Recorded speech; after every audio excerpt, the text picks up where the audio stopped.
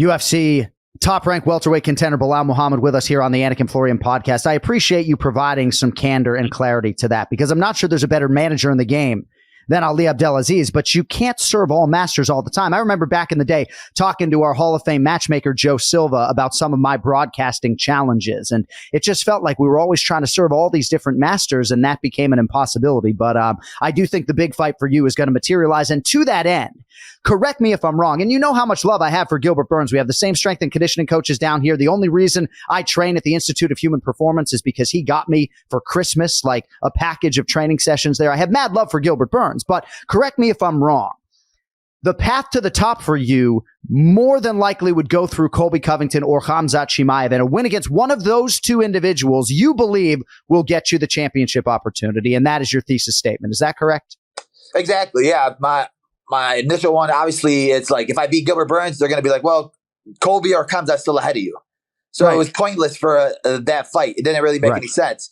But obviously, I have an ego. If somebody's talking trash, for sure, let's fight. But the Khamzat situation, they said he's moving up. So he's moving up to middleweight. So I'm like, all right, well, I'll put my aim and attention on Colby then, because he's the only one ahead of me. And that's the only one that Dana White's been saying for years, if Usman wasn't here, he would be the champion. He's the guy that I've been wanting to fight for years. And it's a big opportunity, big fight. And that's that name that's going to get me over the edge, where I had the winning streak. I had the long streak. I just beat the undefeated bulldozer that they thought was going to be the champion soon. But that didn't do enough for me. They still think I need that one big name. And I think that Colby will definitely be that name. Belal Muhammad has the streak. Go to his Wikipedia page. You can't find any red on it unless you have to like scroll the fuck down like 4 years ago, right? We're talking about wins in 8 of his last 9, 8-0 with 1 no contest. So obviously you sort of are playing the waiting game, and Colby Covington has seemingly been idling, laying back in the cut for a little while. You mentioned Khamzat Chimaev and his future in all likelihood at middleweight.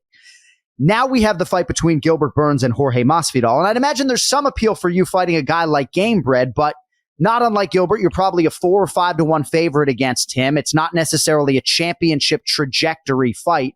And stylistically, obviously, I think that poses some challenges for him. You know, how do you see the Covington fight and the Masvidal fight, a win over either one of those guys, propelling you and Gilbert forward, respectively? Yeah, I mean, obviously the Masvidal fight would have been a big fight. He still has a big name no matter what, and he's still going to have those fans, kind of like the Diaz brothers, where they're going to be with you. No, they're going to watch you tune in no matter what. So that was another fight where everybody was booked, and I was like, well, okay, if none of these guys are trying to fight, then give me Masvidal in London. And they said, oh, well, we're not looking at that right now. I was told they weren't looking at that right now. So then I was like, okay. Then they brought up Colby to me, and I said, wait, Colby's back? He's thinking about fighting? I wanted that fight more than anything anyway. So then I realized that he was at the PI. People were telling me they saw him there. So I'm assuming that he's negotiating with the UFC or talking with the UFC. So he wants to be back. So they got me a little bit hyped up about it. And for Gilbert, you're looking at a guy like Masvidal, and like I said, 3-fight losing streak. He's number, I think, 11 right now or 12. So if you win that fight, are you going to say, how is Belal Muhammad still ahead of me? You fought number 14 in Magny. Now you're fighting number 12. And Masvidal, and you're a huge favorite against both of those guys. You're meant to win those fights. Me, I beat number 5 Wonder Boy. I was an underdog, and then I beat number 5 Luque back to back. I was an underdog, and then I'm still an underdog when I fight Sean Brady, who's number 7.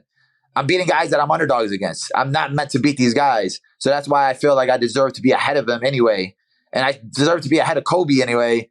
I should be like number 2, right under Usman right now. If I'm being candid with it, that's what makes the most sense. But hey, if I have to go through Colby, I'm down to do that. I'm not asking for extra money. I'm not asking for pay-per-view points. I'm saying, give me Colby, give me Chimaev.